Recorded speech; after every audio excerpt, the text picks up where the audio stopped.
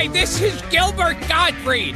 I'm here with my co-host Frank Santopadre, and this is Gilbert Gottfried's amazing Colossal podcast. Our guest this week is a comedian and actor who's been working pretty much nonstop since the 1950s. He was a fixture on television for decades, appearing on hit shows like The Patty Duke Show, The Andy Griffith Show, That Girl, Love American Style, The Dick Van Dyke Show, MASH, Sanford and Son, The Love Boat, Mork and Mindy, Coach, and Yes, Dear, just to name a few. You forgot the McLean-Stevenson show on NBC. It lasted 3 episodes. Okay, the McLean-Stevenson episode. McLean-Stevenson show. If you caught any of the 3 episodes, you would have seen Ronnie Schell. But if anyone watched the McLean-Stevenson show, it wouldn't be off the air. That's right. Yeah, it would have lasted at least 4 shows. He also starred in his own CBS series, Good Morning World. Yes, sir. But it's perhaps... Yes. I got to interrupt. I have to interrupt. It'll be starting January, all the reruns with on Antenna TV. Do you guys have Antenna TV? Oh, back yeah, there? Great. Antenna, yeah, sure. Yeah, Good Morning World. Well, let him get through this. Yeah, There's a lot about you here. That'll be CBS. Go ahead, Gilbert. He thinks it's his show. But Holy shit. it's perhaps best known as Jim Neighbor's friend and bunkmate. Hey, careful.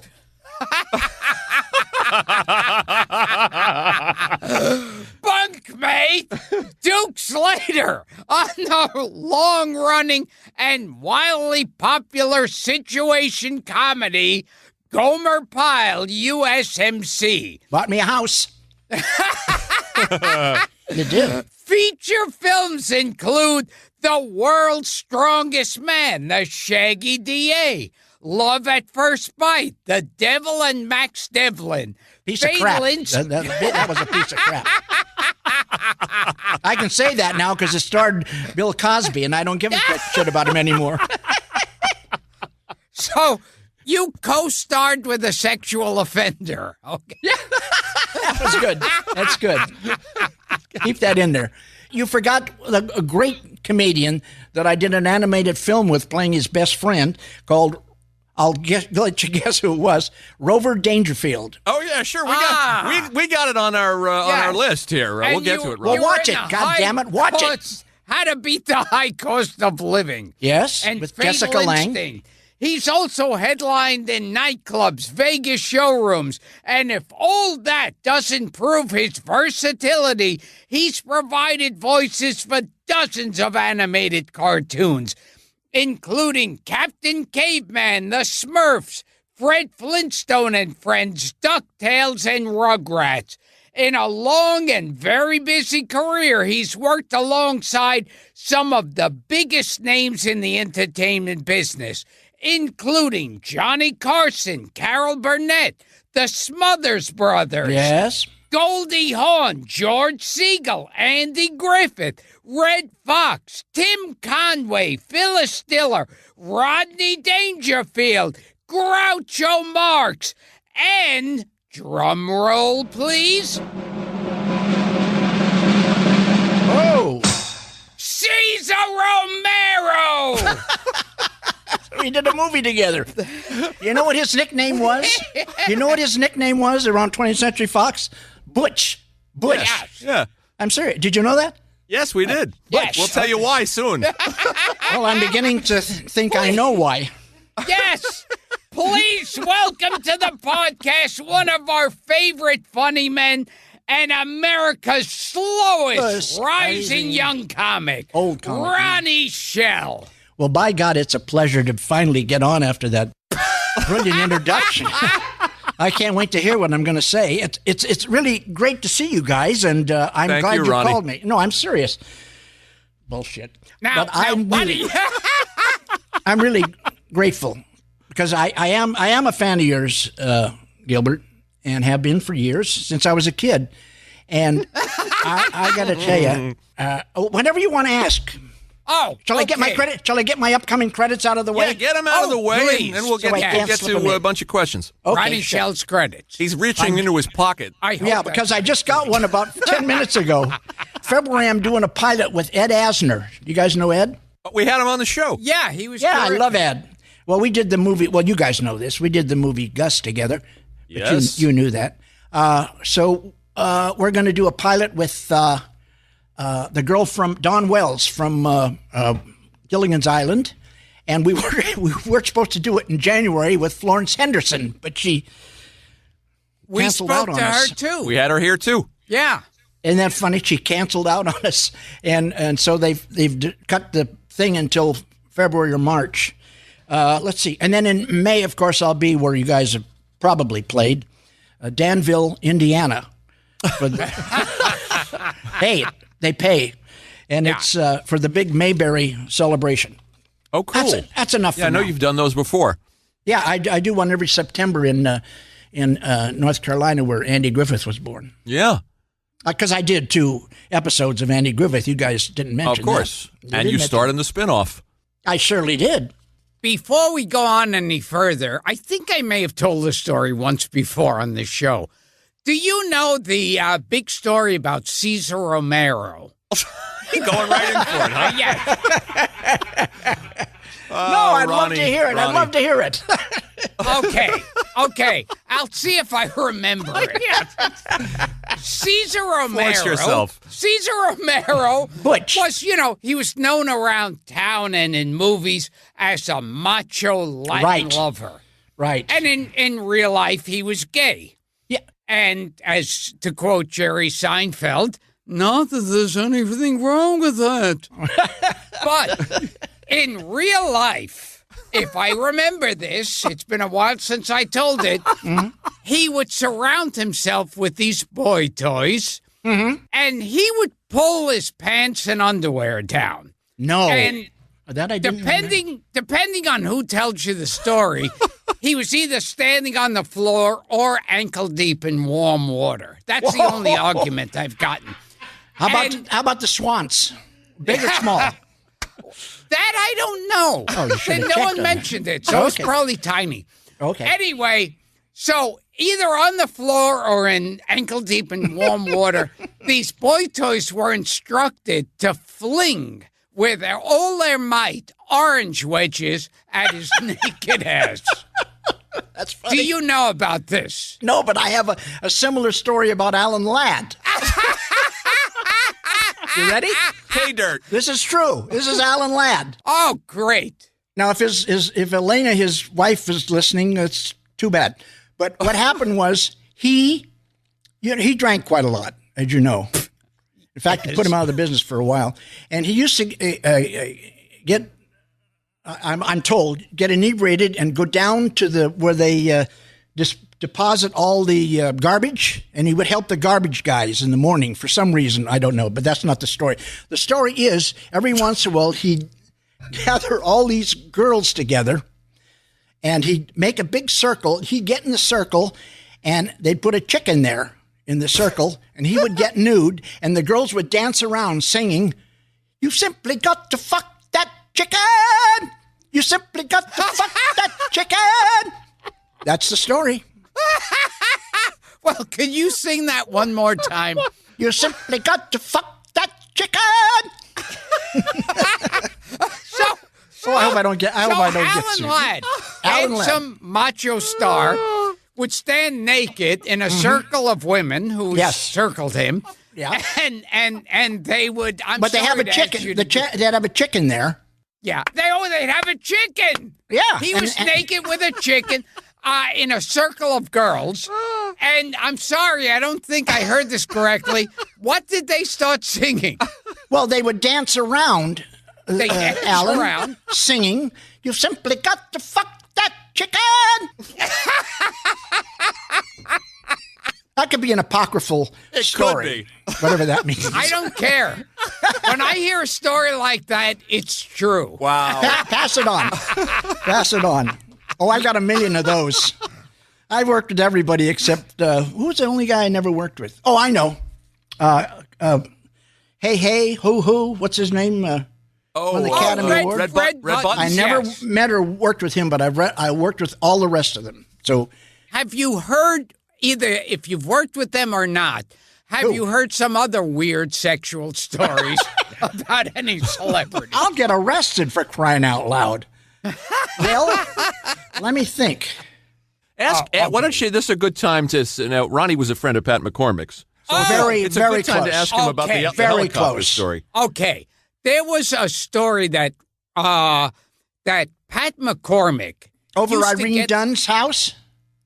Oh yes, you tell a story. No, you tell it because I've sort of forgotten it, but it's a true story. Okay, Pat McCormick had a bunch of friends in the business, and like once a year, I think they would get together and try. One would take the others to dinner or to a celebration. Or to Vegas. Yeah. Fly them somewhere. That's true. Take them out to a strip club or whatever the hell. That's true. And when it was Pat McCormick's turn, and these guys were spending a fortune on lavish dinners and everything. Pat McCormick's turn, they had them take all his friends to a heliport. Mm-hmm. And there they were handed a paper bag with a tuna fish sandwich and an apple. And they were all like, I didn't know that. Like, what the hell is this? I didn't know about that. Yeah, it's like, what the fuck? We spend money on this? And then they were led one by one into a helicopter. When the guy would go in the helicopter, there would be a hooker in the helicopter. That's right. And the helicopter would circle that guy's wife's house. They were given the... and while they were circling his house, the hooker would blow the guy. Oh, my God. I heard it was over Irene Dunn's house. Irene Dunn's house? I'm serious. Makes it better. It's much better. It was over Irene Dunn's house. And they brought... Oh. Well, let me finish this first and then tell me your side. Okay, because I was starting to nod off. And then they'd circle the house. And when one of them got home, his wife said, "So how was your evening?" And he goes, "Oh, it was okay. How was yours?" And she said, "Well, it was strange. A helicopter kept circling the house." That sounds but right. You're saying it was actress Irene Dunn. Irene Dunn. And he had an anti-Catholic thing, he said, but I can't remember what it was for the life of me. Because, she was a staunch Catholic.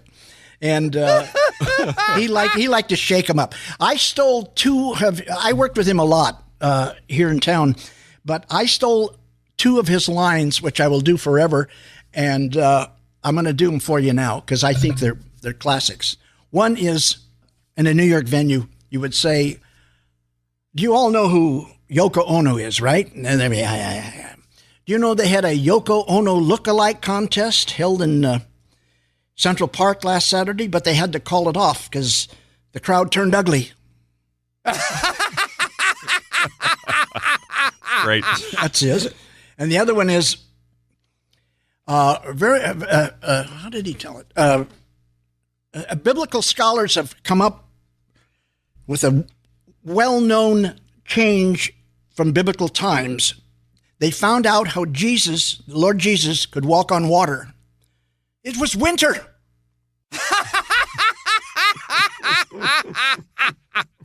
That was Pat. So I take it no one ever told that joke to Irene Dunn. I would say no. I don't know any Irene Dunn stories. So they were circling. They were getting blown while circling the house. Irene Dunn's. Irene Dunn's. And that makes it better. That makes it better. Version now from now on. Yeah. But you'll have to come up with a line that. No, there is no line. You just got the blowjob, and I don't know if she ever knew about it. Probably not. Ronnie, tell us you bet your life story. Tell us about meeting Groucho. You were so young.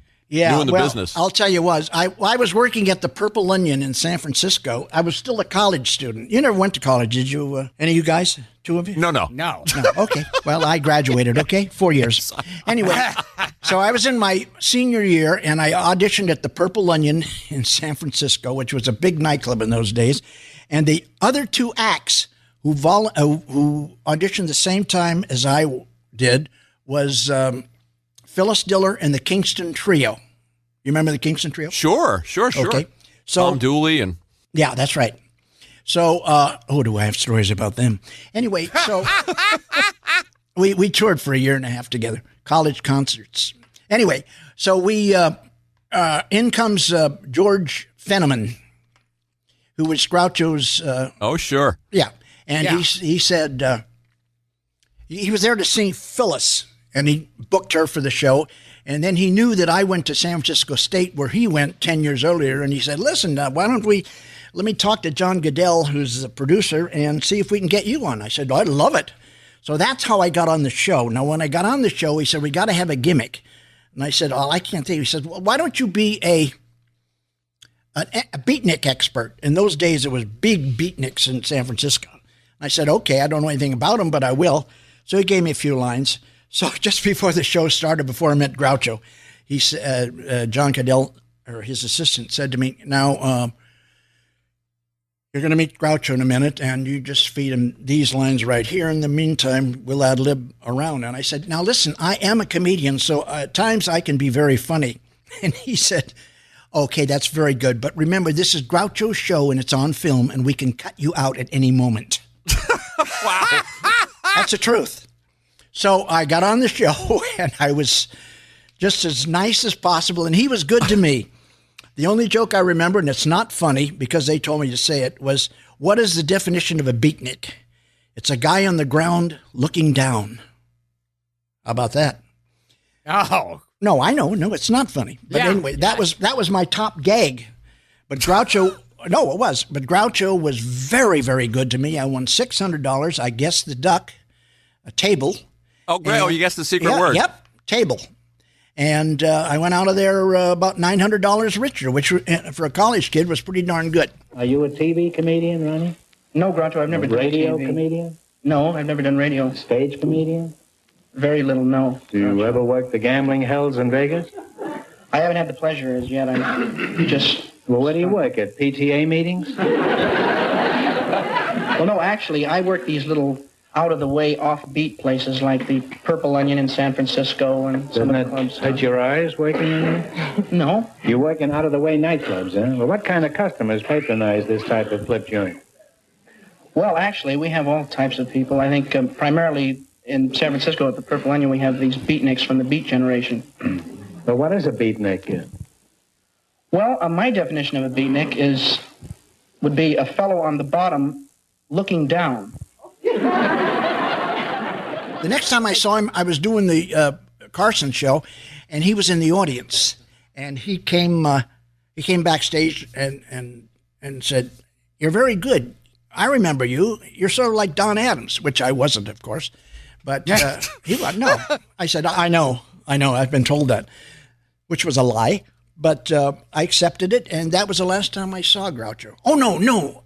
Oh, God, I shouldn't tell you this.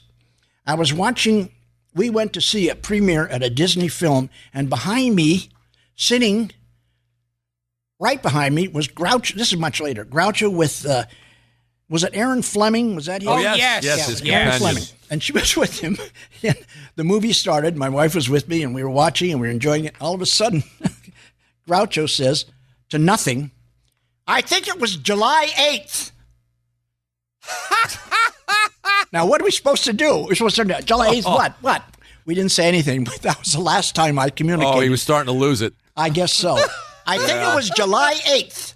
But I know, I don't think Aaron even asked him what the date was or anything like that. But he was awfully good to me. I got to be honest with you. He was very good to me when I saw him both times and did the show. And you said, like, a lot of people found him really, like, mean and rude.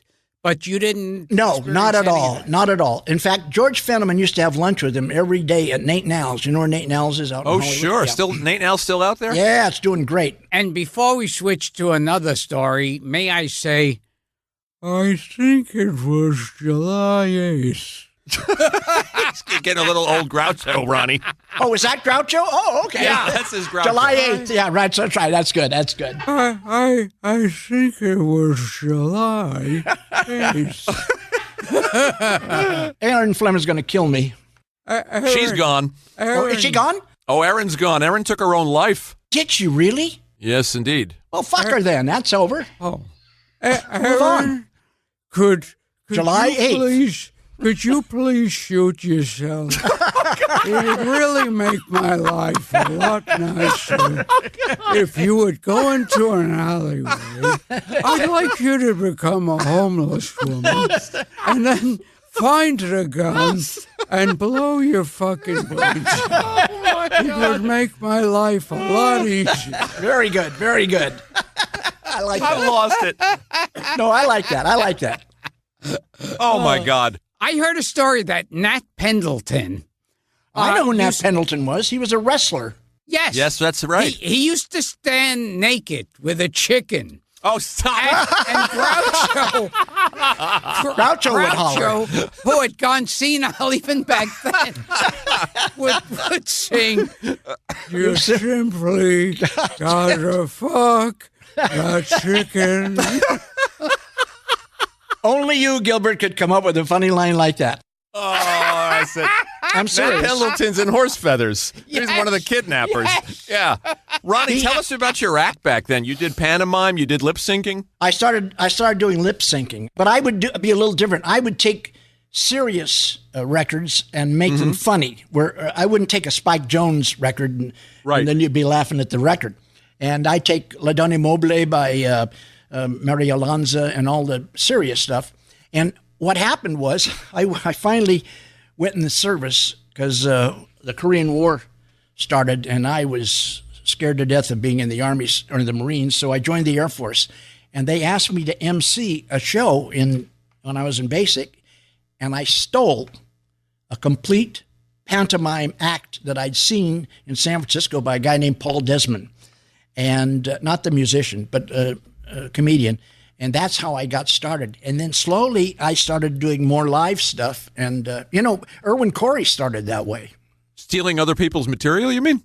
Oh, no. Probably, no, but doing pantomime. Oh, pantomime. And Jerry Lewis. Jerry Lewis. That's Jerry right. Lewis used He to still does it. He does that typewriter thing. Oh, yes. I think Dick Van Dyke, too, did pantomime Oh, with yes. another guy. Yeah, what were they called? The Merry Moots. The Merry Moots. Right. Out of Atlanta. That's right. Oh, I know the Van Dyke family back. Jerry was my best man at my wedding. His brother. Funny man, Jerry Van Dyke. How's he doing? Not too well. I'm sorry. He had an Very accident. funny man. He was funnier. He's funnier than Dick.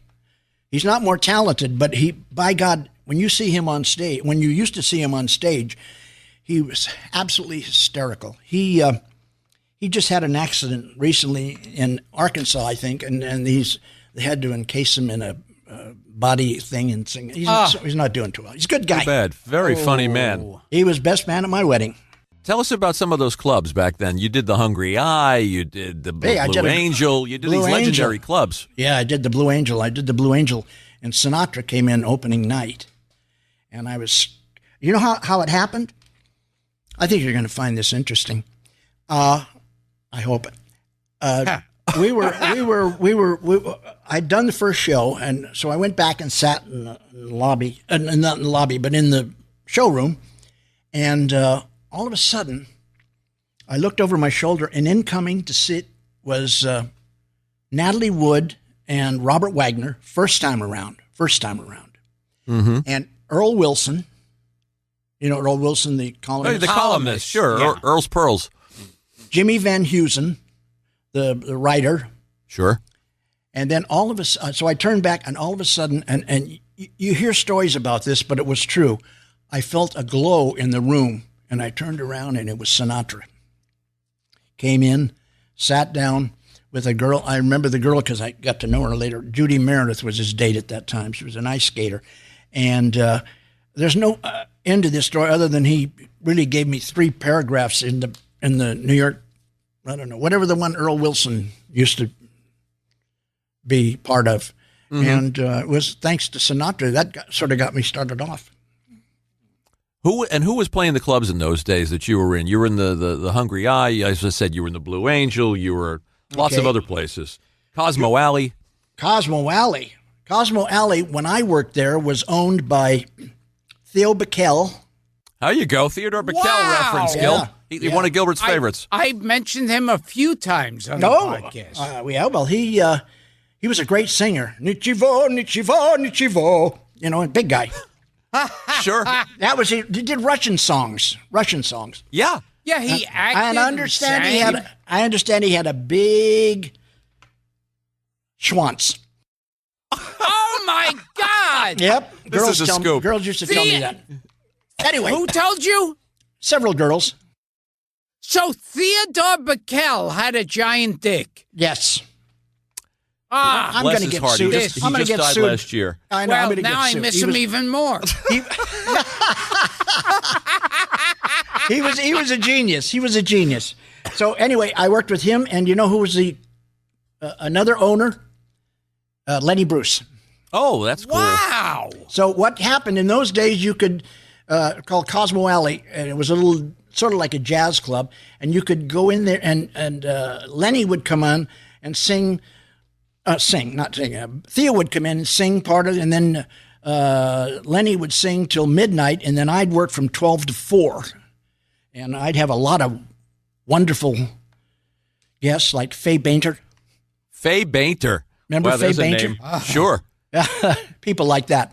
Anyway, that was at Cosmo Alley. You asked about Cosmo Alley. Yeah. And that was, and I loved Lenny because he was very nice to me, but we never actually hung out together. I think he was on something, but I don't know. I don't know for sure. What was Rickles around then, and Fat Jack Leonard, and some of these guys? Yes. Burns and Carlin. Burns and Carlin. I used to hang out with Jack Burns when he was with George Carlin. Yeah. They had an act, and I was working the Purple Onion. He was working the Hungry Eye. And in San Francisco. He's become a recluse. We wanted to get him on the show, but we heard it. I tried to get him on to do some shows, and he will not. In fact, nobody knows where he lives. He won't tell anybody where he lives. That's how much of a recluse he is. But he'll talk to you on the phone. I think George Carlin's daughter, Kelly, who we had on the show, is in touch with him, but she told us that was no dice, because we'd love to talk to Jack Burns. You're absolutely right. That was Jack Burns, who used to be with Burns and Schreiber. Right. Yes, that was later. Sure. That guy. And he also did a year on the Andy Griffith Show. Yes. He did. But they won't have him. I mean, they would love to have him, but he won't do it. That's a shame. He'd make a lot of money. And, very funny man. Very funny man. Hello, Ron. That's the way you talk. Black Irish. He's a black Irishman. Yeah. You know, black Irishmen are the guys that used to drink. I worked with him at the Blue Angel. The reason I was there is because, the reason that it was memorable is because the star of the show that 4 weeks was Diana Trask, who was an Australian singer that Sinatra worshipped. And I remember the name. Yeah, Diana Trask, Australian. And so that's why he came initially to see her. But of course, when I went out there, I stole the show away from her. It's another story. Anyway, she was the headliner there. And Ruth Olay, do you remember Ruth Olay? She was a jazz singer. Worked with her in Chicago. Oh, how about at the Palmer House? I worked there 3 times. Once with Pete Fountain.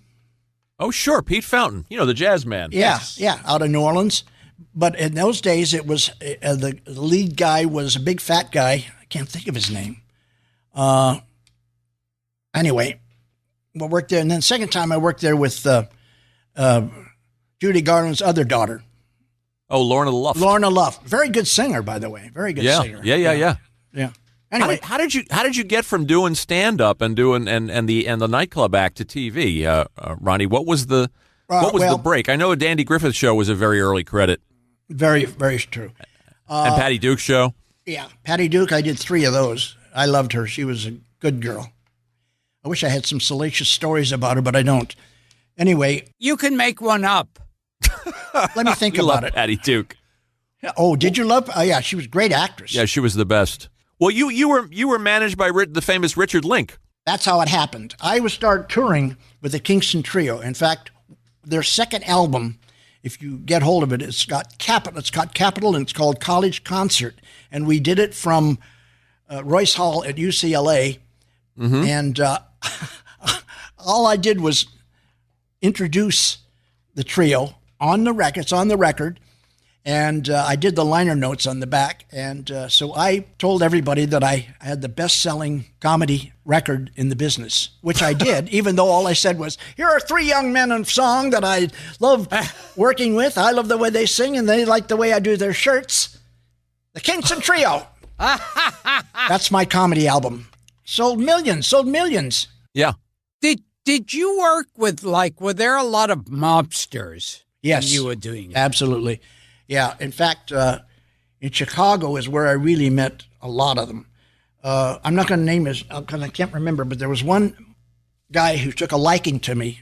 And after the show one night, he said, you want to come over to I'm doing a thing at the Sahara out by the airport. You want to come over and have breakfast or what? They always gave you, or what? Scary.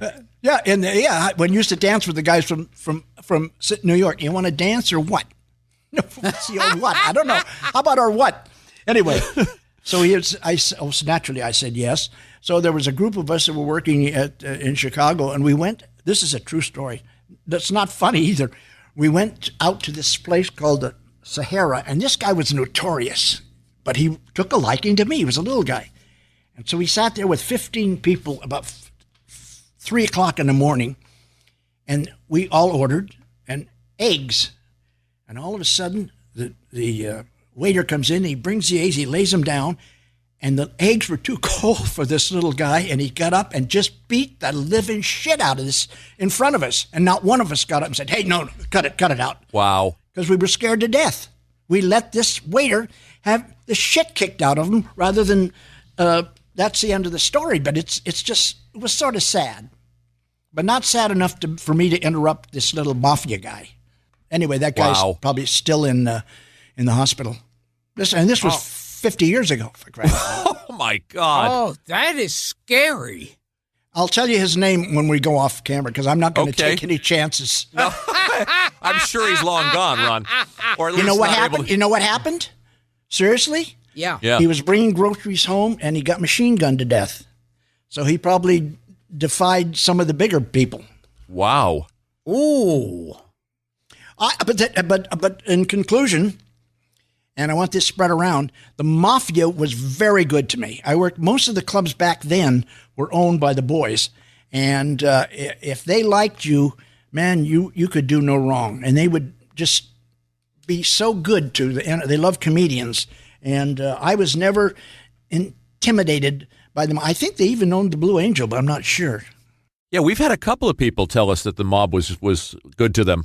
Yeah. On this show. Yeah. Various comics. The performers said that you couldn't have a nicer boss than a mobster. And you know what they'd say? Seriously, they'd say, listen, if anybody gives you any trouble, call Geraldo, and we'll take care of it. And that's exactly I never had to call Geraldo, but he would have taken care of it with the boys. That's true. So go ahead. I heard a story that Buddy Hackett. I love Buddy. I think his house was robbed, and I don't know if he said, then they found the 2 guys that robbed my house. You'll do anything to do impressions. Yes, right, yes, Gilbert? Excuse. Yes, you make up these names, and I'll do Clark Gable when I ran into him. Okay, go ahead. I'm sorry. And he said, they found them both dead in the desert. And they said, do you know what happened to them? And he goes, I don't know. That could be true. How about this? Scarlett, you've never loved me. You've always loved Anyone else but me? I don't give a damn. That was my impression of Clark Gable. Not too Pretty good. That's the only one. But I do Clark Gable sneezing. Okay. Let's hear it. This is Clark Gable sneezing. Drop, drop, drop, drop, two. Remember, he always just like, God damn it. You've always loved Ashley Wilkes. You've never loved me. Anyway. Well, tell us how the Kingston Trio album went big, and I'm trying to figure out how your TV career got started. So Dick Link worked for Capitol.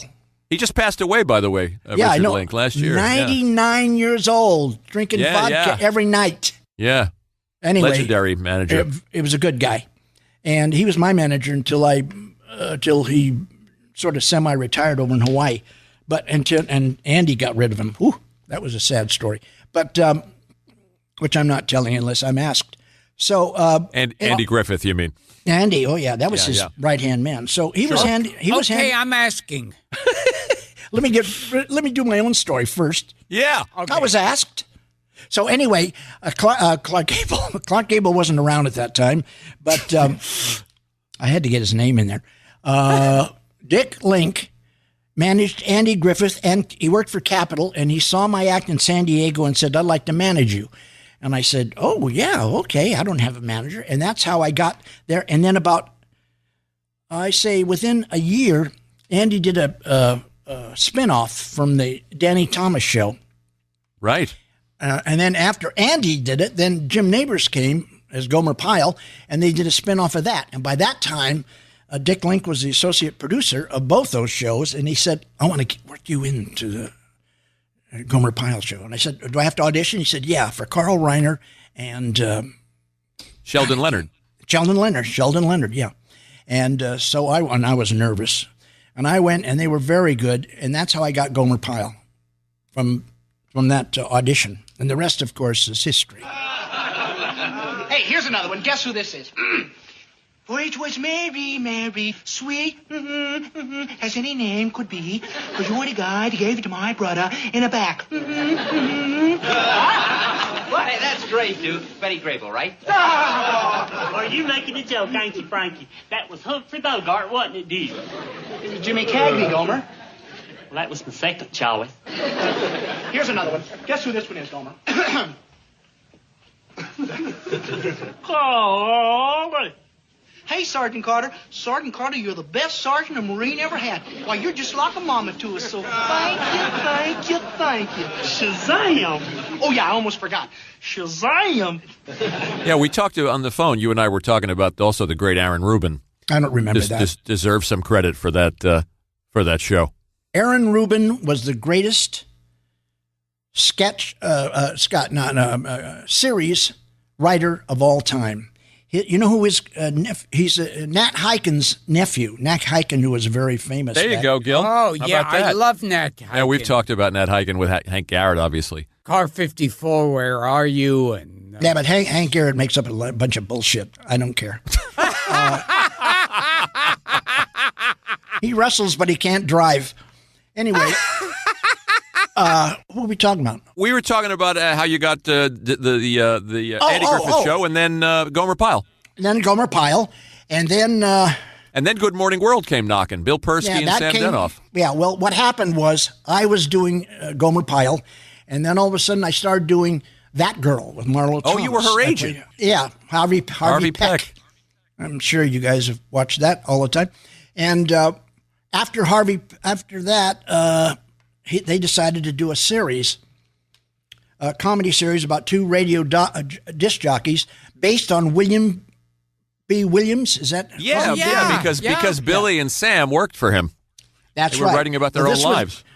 Exactly. This was all about them, about William B. Williams, and when he did that. And so they hired myself, and they hired Billy DeWolf. Great. Love Billy comedian. DeWolf. Oh, I loved him. He was always busy. He's come up on and this he'd show say a to lot. me, yeah, and he'd say, Mr. Schell, put it away. Save your money. Put it away, Mr. Schell. You never know when it's going to end. And anyway, he became my best friend on that particular show. Joby was a nice guy. Joby Baker. Yeah. He's still around. Yes, Joby? he lives in Connecticut. Yeah. He was married to Dory Previn. Oh, Wow. cool. Yeah, and then she passed away. I think he killed her. And no, I'm kidding. I'm kidding. I love Joby. And I love Dory, even though I never met her. And so we did that show, and With Goldie. Oh yeah, they had a Andy Griffith was doing a special during that time. We all worked on the same lot where we did That Girl and all these other shows and Hogan's Heroes and everything like that. And in walked Bill and Sam saw this little girl out of a go-go dancer out of Baltimore, which was Goldie Hawn, and she was in the chorus. And so they said, "Oh God, she's got a great personality. Let's put her in." So they hired her to be my girlfriend, and we did 29 episodes. And it was free and easy in those days. We weren't married. I wasn't married, and she wasn't married, and we always rehearsed in my apartment at night. You do the math, okay? And no, I'm kidding, Goldie. I'm kidding, Kurt. And so anyway, after about 3 weeks on the first show, she was tired. She didn't like to rehearse. And I said, Goldie, I took her aside. I said, Goldie, you're never going to make it because you don't like to rehearse, and I don't like that. Pros know the script inside and out, and that's because you're not going to make it. And the next year she won the Academy Award for the Cactus Flower, and I found out while working some toilet in Omaha. True story. She never let me forget it, by the way. She never let me forget it. You know what's strange? You were talking about who created the Gomer Pyle show. And I remember Aaron when I Rubin. was growing up, I'd watch these shows like Gomer Pyle and Andy Griffith and think I was getting a glimpse of Southerners and Gentiles. And it was all Jews from New York. Yeah, it was all total Jews. Sheldon Leonard. But I'll tell you the truth. Yeah. I'll tell you the truth on Aaron Rubin. Aaron Rubin. Before he did Andy Griffith, he went and spent a week, it might have been a month, in North Carolina to pick up the tone and the people. And he did his homework. And by the time he came back, he could write about them. That is one of the reasons that it works so well with the Southerners. It's amazing. And a Jewish guy spends a month in North Carolina and manages to capture the flavor. Yes. And that show went on forever. And one of the things it was lauded for was its authenticity.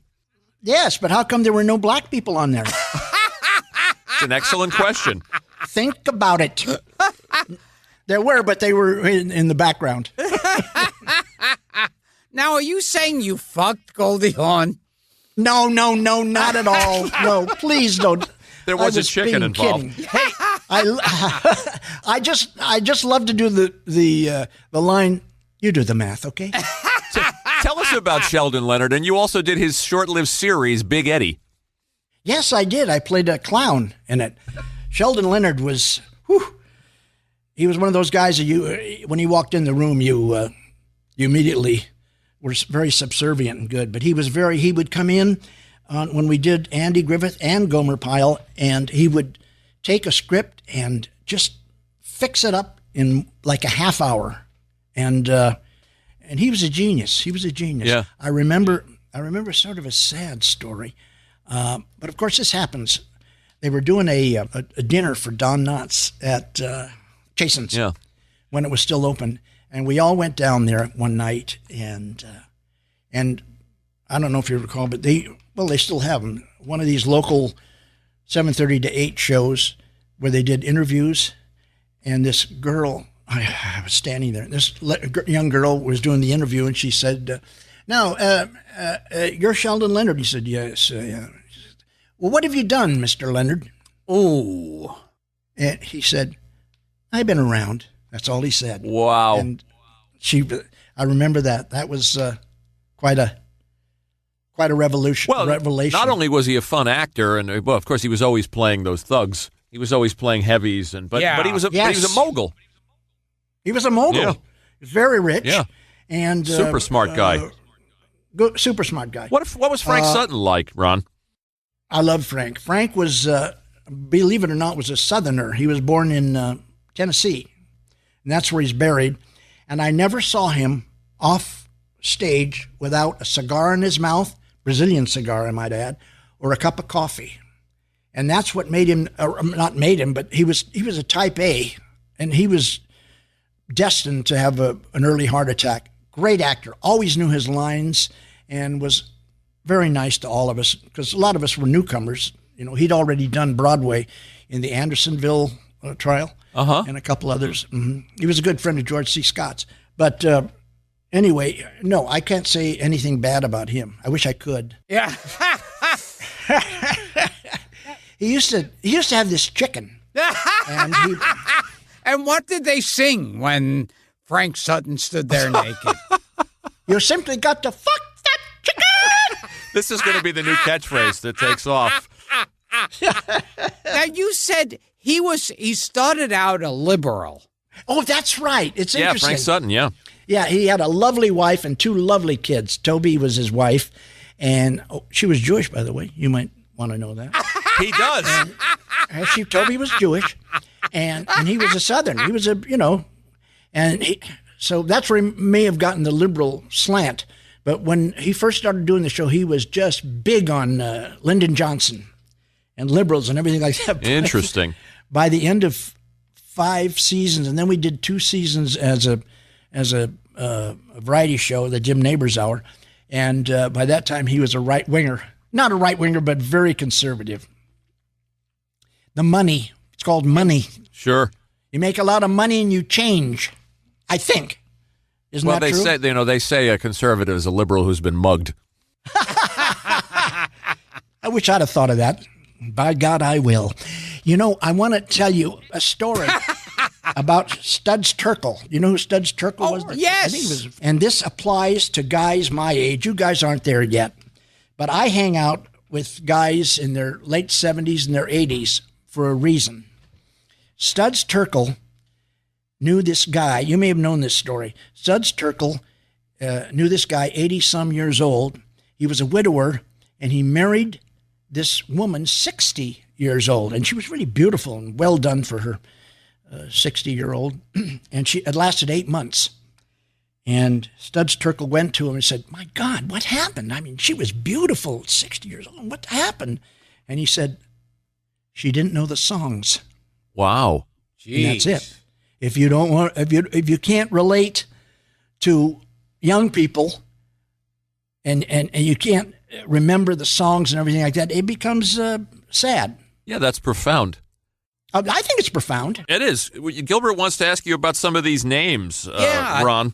You worked with Jack Webb, best known for Dragnet. The only guy who, when he was sober, was mean, and when he was drunk, was a great guy.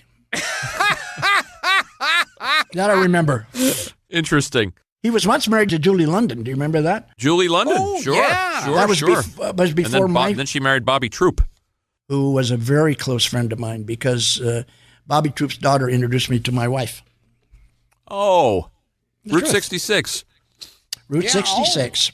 Now Yeah. you work with both Ted Cassidy and Jack Cassidy. Jack was brilliant. Jack was hysterically funny. He thought he was John Barrymore. I mean, at 5 a.m. in the morning, you could come back to the. We were on the road together for 16 weeks when he was married to her, Shirley Jones. Shirley. And you could come back at 5 a.m. and he'd been in his suit and just sitting there having a drink. He was just he thought he was John Barrymore, reincarnated, and a very good actor, I might add. Oh yeah, you good in recall. comedy. He and She. Do you remember He and She? Of course. Yeah. Was that Richard Benjamin and Paula Prentice? Paula Prentice. And I did a movie with Richard called How to Beat the High Cost of Living. Sure, with Susan St. James. Seasons, who I liked very much. Jane Curtin. Jane Curtin and Jessica Lange. You bet. And my Freddie Willard. Fred Willard, right. Good guy. Now, Cassidy had a hate. I don't know if there was a love there. There was definitely bad feelings between him and his son. Oh, David Cassidy, you mean, yeah. I think, I'll be honest, because I'm going to be in David's court in this day. He was jealous of David. He was jealous. And I I remember we were on the road and we were in Rhode Island and he was coming to visit and he said, by God, that little guy's going to take us, whatever he called his son, David's going to take us to dinner. He's going to pay for it because he's made a lot of money. And he did. He made him pay. We had showgirls and all that kind of stuff. And so that was the animosity. It was jealousy. It was Jack's fault, really. Yeah, because back then, David was like the biggest pop idol. He was the biggest. He was the biggest. He sure was. And, Tell us about Maury Amsterdam, who was a friend of yours. Well, the only reason I knew Maury is because he was from San Francisco. He was born and raised in San Francisco. And it's interesting, at the height of his career, we worked at the same, on the lot. And he said, I'm from San Francisco. I said, yeah, I know. He said, goddamn Herb King never mentions me. Now, like, Maury Amsterdam was nationally known, and he's worried about a San Francisco columnist.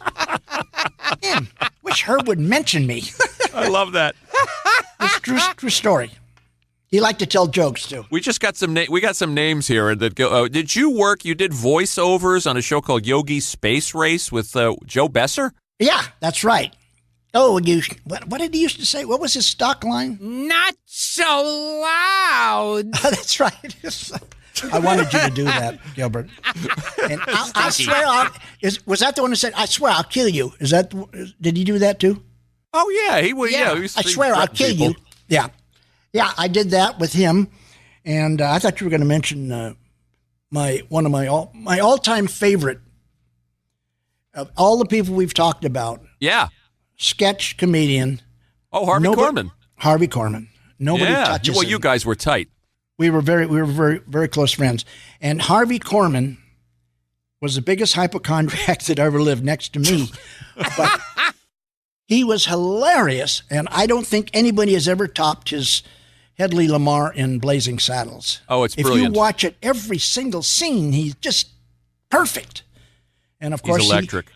He was. And a good guy, and I miss him. I do miss him. Was he a happy guy in real life?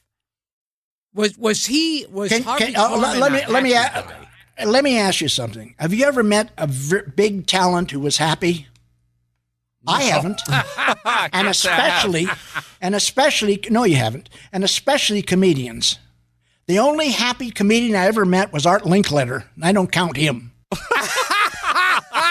I worked with him. I did the only Mork and Mindy that was on an hour, and I worked with Robin Williams. Brilliant. And, you name it. Jonathan Winters. I hung out with Jonathan a lot. And I hung out with the comedians because I learned from them, and I enjoy laughing. Yeah, you work with Red Fox, too. How about Red Fox? Any memories? Did Sanford. I did Sanford and Son. Yes, you did. The only I played the mayor. The only memory I remember, I can't tell you, but it was okay. It was obscene. Sounds like Red. That sounds like a Red Fox story. It is a Red Fox story. What about Frank Gorshin? He was a friend, too.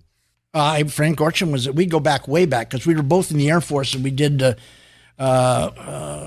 shows, Tops in Blue, and I for a while, was the traveling comedian with the United States Air Force Dance Band, the Airmen of Note in Washington, D.C., and that was a tough job. I mean, we could have gone over to Korea at any moment, but we never did.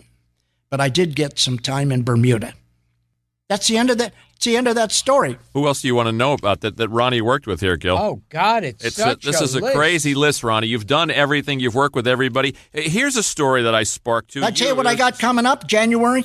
Yeah, well, we're going to do a couple of names, and then we'll do the plugs. Okay. What am I? Am I a gossip?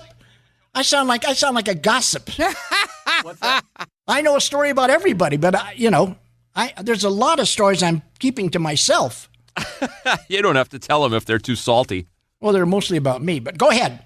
What about Paul Winchell? You worked with him. The great ventriloquist. Yeah, very, very good ventriloquist. Yeah, he's like every other comedian. They're not happy. Yeah. Gilbert's walking around laughing, making a lot of laughs. He has a family. I have a family, but we're not happy. No, Gilbert's pretty miserable. Yeah. I know. You are. You are, Gilbert. And so are you, Frank, because you're tagging on. Thank you, Ron.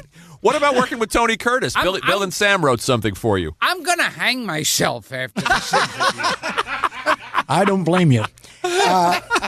I'll tell you, Tony Curtis, when I first met him, we did a football special together. And he really was nice to me. And the first thing I said, hi. And he said, me too. Tony Curtis seems like he was a fun guy. He was a fun guy. And this was before he wore that terrible toque. Oh, yeah. And the cowboy hat. Oh, yes. Yeah, but he was very funny. And I'll tell you, he was a good actor. Did you ever see The Sweet Smell of Success? Of course. Oh, yes, with Burt Burt Lancaster. Lancaster. Oh, Masterpiece. geez. Yeah, masterpiece. Well, I'm also a movie fan, so the old movies. So I just remember him being very good. And the Defiant ones with... Of course. Stanley Kramer. Yeah, Sidney that's Poitier. right. And Theodore Bickel. Theo McHale was the sheriff. You're There you absolutely go. right. That's right. And Lon Chaney Jr. was like Big Joe. Or Hot damn. I never met Lon Chaney Jr., but I was a fan of his. I mean, nobody ever topped him in Of Mice and Men with Burgess That's Gilbert's Meredith. favorite. Oh, he was brilliant in that. Who played the little guy where they took the dog away? Oh, I don't know. I don't remember his name, but he was a great character in that. actor. Yeah, he was great. Remember the guy from F Troop turns up in there, Bob Steele, the guy that yes. played Duffy. Yeah, But Bob Steele, He plays Bob Curly. Steele started as a B cowboy actor. Yeah, he was. Before that, he was a boxer, Sure thing. and he lived across the street from my wife when she was still in high school. And he was really a nice guy. I think he was 4'3". Something I heard like that. about Yeah, him. something like that. Oh, He was a well, little guy. in Of Mice and Men, Yeah, that's Burgess Meredith says it about him. He goes, I hate mean little guys. Oh, that's right. I'd forgotten about that. How about Betty Fields? Betty Field, yeah. Oh, Betty yes. Field. Loved her. As we wrap it up, you're such a W.C. Fields fan. You were telling me on the phone. You want to tell me what you told me about W.C. because I thought that was fascinating. It's sort of, there's no connection here except he used to do a lot of scripts, and he had a way of sneaking in dirty lines by changing them just slightly. Like, God damn, he'd say, Godfrey Daniel. He'd say that. Did you know that, Gil, about No. W.C. Fields? Yeah. You watch any No. or Godfrey Daniel. He's really, and it sort of reminded me of you, Gilbert, when I say, Gilbert Gottfried. It is. It's almost like an exclamation. Yeah, almost like an exclamation. Gilfred Gottfried. Anyway, he did say that. I'm going to walk away here thinking I'm a big gossip person. You haven't told any tales out of school. No, I'm telling Jim about my career and my all the wonderful, wonderful people I've worked with. And I hope it's not over. I worked with, someday, I worked with Tony Bennett and Carol Burnett. I did 2 Carol Burnett shows. Yeah, you've had to work with everyone. When Harvey Korman kept saying, I'm funnier than her. I'm funnier than her. Should be the Harvey Korman show. Tell Gil about the time you fixed Don Adams up with a date. I like that story. How did you know? Bill Dana will tell you that. Oh, wasn't it you who fixed him up with it was me. No, I fixed Bill Dana up.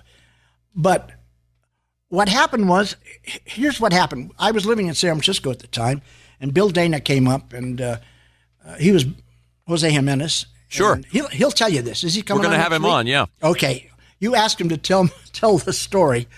And so Bill was looking for a date, and I said, well, look, this is my hometown. I'll fix you up with a chick. He said, okay. So I called this chick who I'd never seen in person, but I talked to on the phone. And I said, would you like to go out with Bill Dana? Oh, my God, I'd love it. And I had told... Bill Dana said to me, and he'll quote him. He said, now, what does she look like? I said, she looks like Shirley MacLaine. I said, okay, great. So in she walks into this apartment in San Francisco, and she's about 60 years old and not attractive at all. And Bill, God bless him, went out with her, and the next day he came to me and he said, did you say she looked like Shirley MacLaine or Barton McLean? A Barton McLean reference. Ask him that. That's a true story. Ronnie, tell us what's coming up again. I'm doing this pilot with Ed Asner. And We Don love Ed. Wells. Yeah, Don Wells and whoever's going to replace our lovely departed Florence Anderson, who I loved. Yeah. Did I ever tell you that story? No. You were doing a commercial with her. Should I tell that? It's not that funny, but it's. Go ahead. We were doing. She was the Wesson Oil. Yeah, representative. Wessonality. Yes, exactly. And so they hired me to do a thing with her. So we did rehearse, and so the director said, "Okay, let's everybody quiet and action." And just before anybody said anything, a crewman, I don't know who he was, we don't know this day, let a big fart. And we just went into hysterics. And the director said, cut, what's the matter? And I said, Florence and I were just discussing something. Try it again. So, believe this or not, the director said, action. And it was quiet, and the guy let another big fart. We fell over, and the director said, lunch. I think that's how I'll choose to remember Florence Anderson. Well, Very she funny. she was a good singer. I worked with her at John Oswega's. I worked with everyone. There's no one I never worked with. It's a long list. Ronnie, All right. Ronnie, you had a fantastic career, fascinating. And it's still Well, going. why? Is it And over? it's still Is it going. over? Okay. And Tell the limo I'll be there.